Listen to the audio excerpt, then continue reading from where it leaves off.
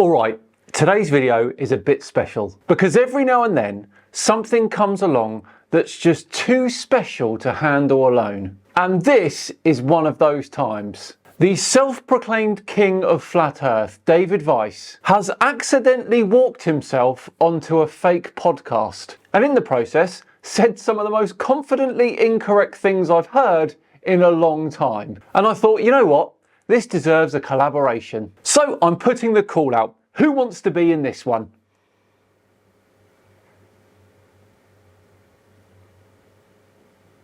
Anyone? Oh, come on. I can do it. There must be someone. Come on, a chance to work with a debunking legend here. Yes, I'd love to help. Right, okay, and you are? Star stuff, man. Star stuff, great. So, why don't you tell me in a few words why you think you're a good fit for this collab? Well, I saw the clip and I thought it would be really interesting to break it down because there's a lot going on in terms of the claims he's making and also the context of him being on a fake podcast is just...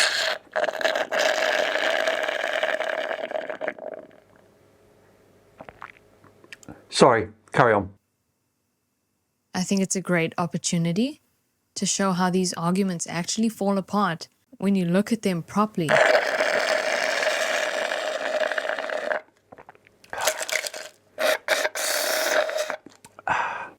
So yeah, that's why I thought it would be a good one to collaborate on. Right, good. And do you have any experience in this arena? I mean, I've covered similar topics before. I try to approach things from a scientific perspective and break them down clearly and simply. Look, this is a tough job, and at the moment, you're the only applicant. Looks like I've got the job then. You don't have any competition. Sounds like that's a strong position to be in. By default. Just hang on a second. Is there anyone else?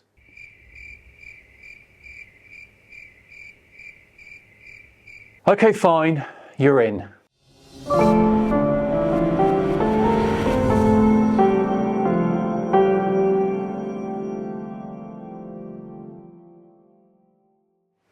Hello everyone, and thank you very much for joining us for another video. My name is Simandan, she is Star Stuff. Say hello, Star Stuff. Hello there. And we are here to show you one of the best things to happen in the flat earth debunking arena since the final experiment. Did Eric Debay finally agree to sign that photo of you? That is absolutely not what I was talking about, and I told you that in confidence. I'm talking about how MC Toon and FTFE tricked the flat earth king himself, David Weiss, onto a fake podcast. Oh yes, that makes way more sense. Sorry. Debay wouldn't sign it for you anyway, would he? I mean, seriously? No, it's just like you said, he's probably just too intimidated by you. Can we just tell the lovely people out there about David Weiss being tricked, please? Yes, so MC Toon and FTFE set up a fake podcast called Conspiracast and managed to get David Weiss to appear on it. This is just the best, isn't it? Now, they both used voice changers whilst talking to Dave. FTFE was playing a physics teacher called D. Rimmer, and MC Toon was playing an engineer called Mark, who was on the fence regarding Earth's shape. Flat Earth Dave could not resist trying to turn someone on the fence. And what follows is some of the most ridiculous arguments he's ever made. I cannot wait to get stuck into this. Shall we do this? Is Eric Debay more famous than you? I'm ignoring that. Just play the damn video. I want to ask you about gas and gas pressure. Can you bring me 5 liters of helium or hydrogen or propane without a container? Oh, well, of course not, no. Okay. So can you have gas pressure without a container? On its own, gas pressure, no, of course not, David. So on the heliocentric ball, where's the container that holds the gas to the Earth? Now, I think you may be talking about a different thing than we describe when we talk about the atmosphere and how that works. Well, the atmosphere, we have a high pressure atmosphere, and it's adjacent to a Tor-17 vacuum, according to heliocentric science, or heliocentric religion or theory, whatever you want to call it. But there is no barrier. So what is to stop the gas from just poof going into space? Yeah, sorry, David, you said Tor 17. Could you expand on what Tor 17 is? So here we see Dave in his natural habitat, comfortable, confident, unchallenged. This is important because when there's no pushback, the confidence goes up, but the accuracy doesn't necessarily follow.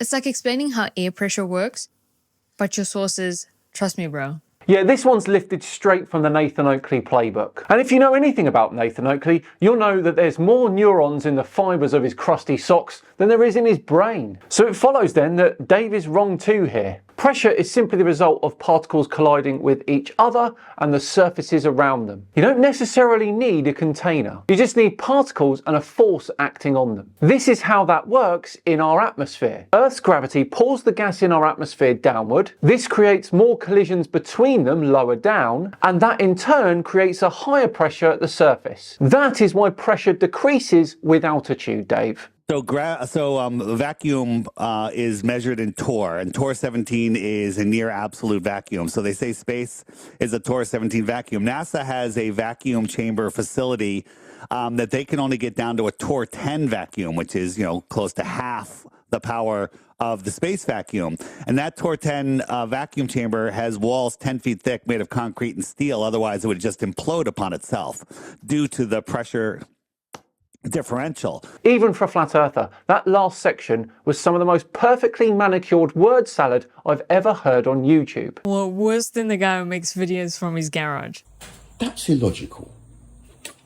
It defies common sense. Yes, worse than him. This bit is hilarious because torr 17 is meaningless here. The torr is simply a unit of pressure. A lower torr value corresponds to a lower pressure, and as such is closer to a vacuum. Normal pressure here at sea level is around 760 torr. So when Dave says torr 17 is near absolute vacuum, what he really means is 10 to the minus 17 torr, which he doesn't actually say correctly. He's also wrong in inferring that space is a perfect vacuum. It isn't. The pressure is extremely low, but there are still atoms and molecules present. He's also completely misunderstood NASA's vacuum. There's no such thing as a half vacuum, as Dave says. Next, he'll be saying that the air at the edge of space is a medium rare vacuum or something. The pressure inside NASA's vacuum is around 10 to the minus 10 torr. That is billions of times lower than atmospheric pressure, and extremely close to space conditions. So the question I have is, with a torr 17 vacuum surrounding a high pressure gassy Earth, what is to stop all the gases from going into space? There's really only one answer you have, which would be gravity. Well, yes, of course, I would say gravity. David, Right. what pressure are you suggesting is next to this torr 17 vacuum? Well, there is some sort of containment, and you can't ask me what it's made of. I mean, we can look at lots of different evidences of what it's made of, from biblical references to, things that people have reported on, but I have no firsthand evidence of it other than we're breathing air, therefore the air is contained. So if you put let me just turn on my camera again. So I put a football, which has a very thick skin, in a vacuum chamber, and I lower the pressure and it explodes, right? How does an astronaut in their little thin snowboarding suit go out with a pressurized suit into the torr 17 vacuum? This didn't even get down to a torr 1 vacuum. Way to compare syphilis with a toothache, Dave. An American football is not designed to handle any sort of expansion. It's got no structural support and is made of thin rubber. A spacesuit is engineered for pressure differential. It's got reinforced layers and it limits expansion. On top of that, an American football is inflated to a pressure of between around 12.5 and 13.5 psi. Spacesuits, well, you're about to find out the pressure inside one of those. Right? And it David, exploded. do you know How what come pressure do you know what pressure the astronaut suits contain? Yeah, the 14 pounds per square inch, whatever it Well, is. no, that's not true. The astronaut suits are only rated at about 4 psi. Okay, 4, it doesn't matter. But if they're 1 psi, they're going to explode. You put a balloon that just has a tiny bit of air in it, the rubber's not even stretched at all, tie it in a knot, put it in a vacuum chamber, it's going to explode. Well, It's when going there's to- only a 4 psi difference, there is no reason it would explode. That's what you're saying, but there's no proof of that. So here Dave has gone from asking a question to just deciding the answer that he wants. The job of a balloon is to stretch. That's not the job of a spacesuit. Things only explode when the pressure difference exceeds the material's limit. A spacesuit is built specifically to handle that difference. And 4 psi is nowhere near enough. There's a reason why this experiment is so persuasive to people. Because we evolved in a very small range of environments, our brains build simple mental shortcuts about how things should behave.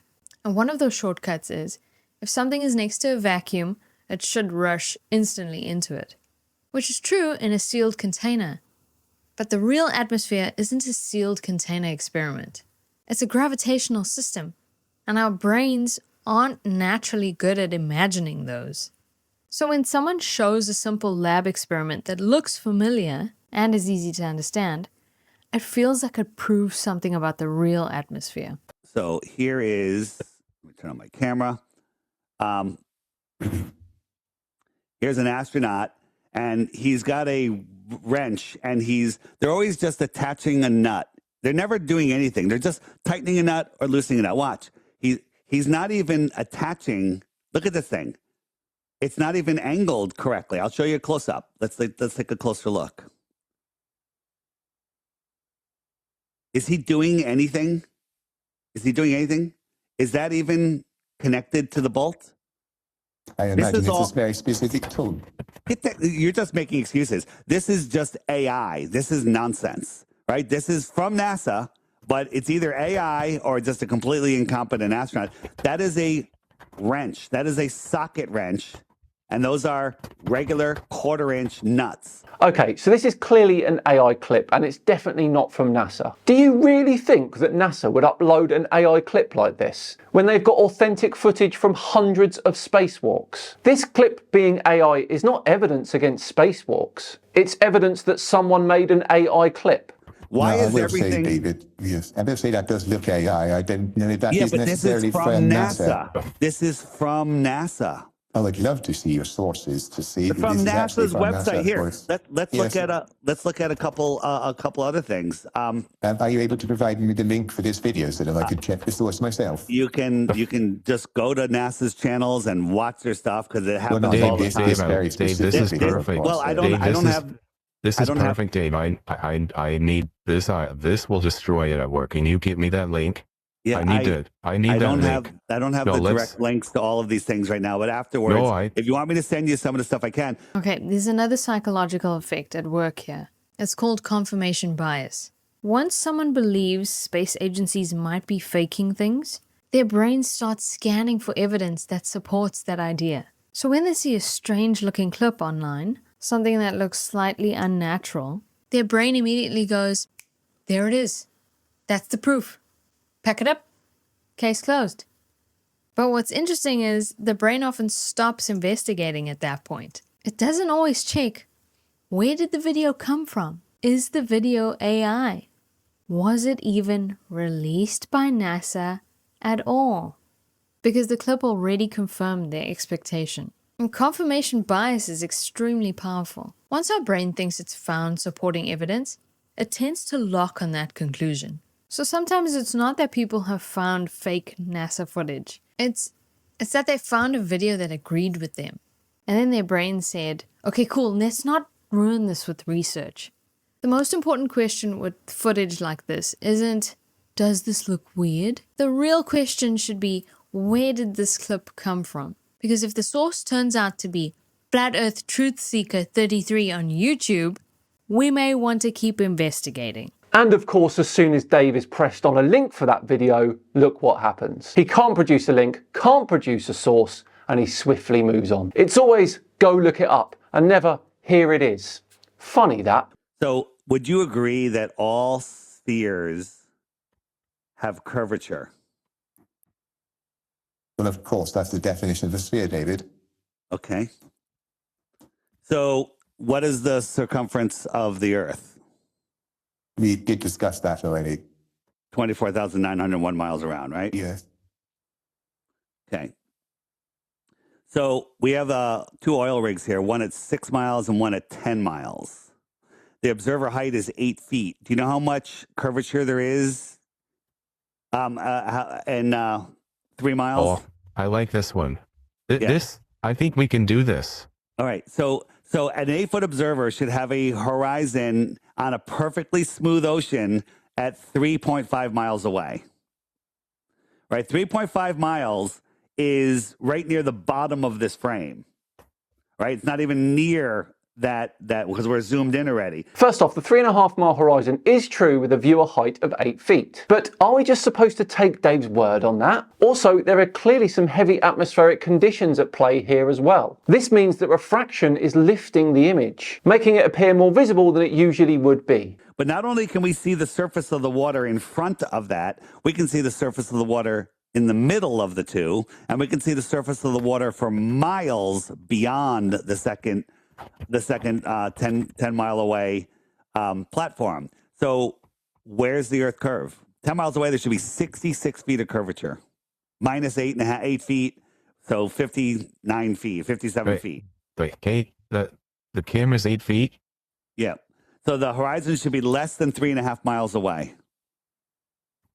We see the surface of the water far beyond that second one. Welcome to another episode of Making Up Numbers as we go along, starring David Weiss. 57 feet is the refracted drop at 10 miles, not what should be hidden. That value at 10 miles, with a viewer height of 8 feet, is only 22 feet, and that can easily be overcome with refraction. Okay, so when people talk about Earth's curvature not being visible, there's actually something really interesting happening. Our brains are incredibly good at understanding small-scale environments, like tables, rooms, hills, buildings. But Earth is ridiculously big, and humans are terrible at grasping scales that large. So our brains expect curvature to look like this, while Earth's curvature actually looks more like this. Which is why pilots, sailors, and surveyors measure curvature with instruments instead of eyeballing it.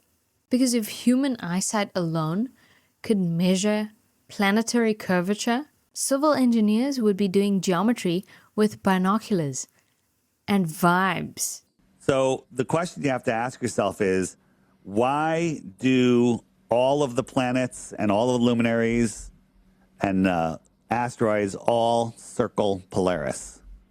They all make their geometric, sacred geometry signs, shapes. They all circle Polaris. I think this is a bit of Northern Hemisphere bias from Dave here. The shapes in those diagrams are due to the particular planet's orbit and the Earth's orbit around the Sun. Though they don't in the south, they circle the southern point. No, they don't. They all circle Polaris. No, they circle the southern point. I have friends in Australia that there's only videos of them circling the southern point, of course. No, that's an apparent motion in the sky. That's an apparent motion in the sky. I do apologize. Please carry on. The planisphere shows that they all circle Polaris.